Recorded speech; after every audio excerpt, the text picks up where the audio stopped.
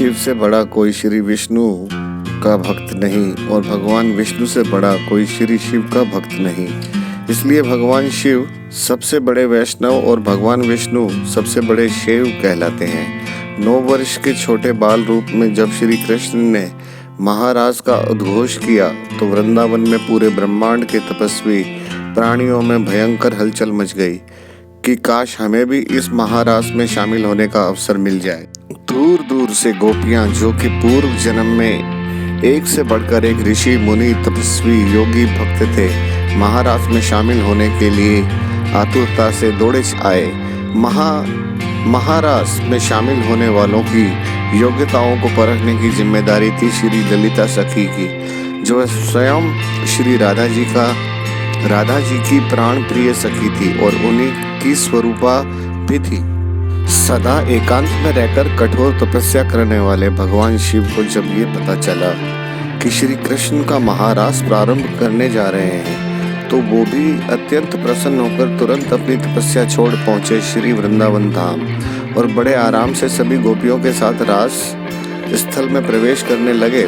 पर द्वार पर ही उन्हें श्री ललिता सखी ने रोक लिया और बोली कि हे महाप्रभु, रास में सम्मिलित होने के लिए स्त्रीत्व आवश्यक है। भोलेनाथ ने तुरंत कहा कि ठीक है, तो हमें स्त्री बना दो। ललिता सखी ने भोलेनाथ का गोपी वेश में श्रृंगार किया। ललिता सखी ने भोलेनाथ का गोपी वेश में श्रृंगार किया और उनके कान में श्री राधा कृष्ण के युगल मंत्र की दीक्षा भी दी। चूंकि भोलेनाथ के सिर की जटा और दाढ़ी मूछ बड़ी बड़ी थी, इसलिए ललिता सखी ने उनके सिर पर बड़ा सा घूंघट भी डाल दिया जिससे किसी को उनकी दाढ़ी और मूछ दिखाई ना दे।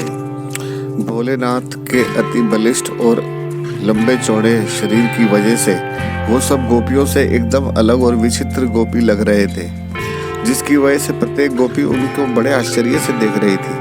महादेव को लगा कहीं श्री कृष्ण उन्हें पहचान ना ले, इसलिए वो सारी गोपियों की भीड़ में सबसे पीछे जाकर खड़े हो गए। अब श्री कृष्ण भी ठहरे मजाकिया स्वभाव के और उन्हें पता तो चल ही चुका था कि भोले भंडारी भी यहाँ पधार चुके हैं। तब उन्होंने विनोद लेने के लिए कहा कि महाराज सबसे पीछे से शुरू किया जाएगा। इतना सुनते ही भोलेनाथ घबराए और घूंघट में ही दौड़ते दौड़ते सबसे आगे आकर खड़े हो गए। पर जैसे ही वो आगे आए वैसे ही श्री कृष्ण ने कहा कि अब महाराज सबसे आगे से प्रारंभ होगा।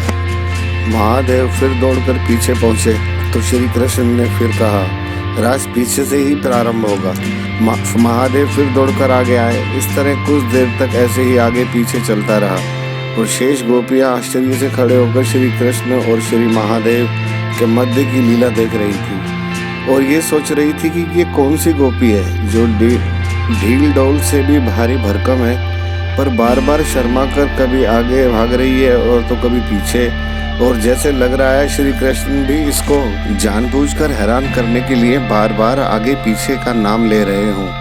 कुछ देर बाद श्री कृष्ण ने कहा कि महाराज सबसे पहले इस चंचल गोपी से प्रारंभ होगा जो स्थिर बैठ ही नहीं रही है। यह कहकर श्री कृष्ण ने भोलेनाथ का घूंघट हटा दिया और आनंद से उद्घोष किया, आओ गोपेश्वर महादेव, आपका इस महारास में स्वागत है। और उसके बाद जो महाउत्सव ऐसा हुआ कि ऋषि महर्षि भी हाथ जोड़कर नेति नेति कहते रहे। इस महारास के महासुख को शब्दों में वर्णित नहीं किया जा सकता है। तब से आज तक भगवान शिव शंकर वृंदावन में गोपेश्वर रूप में ही निवास करते हैं। वृंदावन के गोपेश्वर महादेव मंदिर में जहां उनका प्रतिदिन संध्या को गोपी रूप में नित्य रास के लिए श्रृंगार किया जाता है।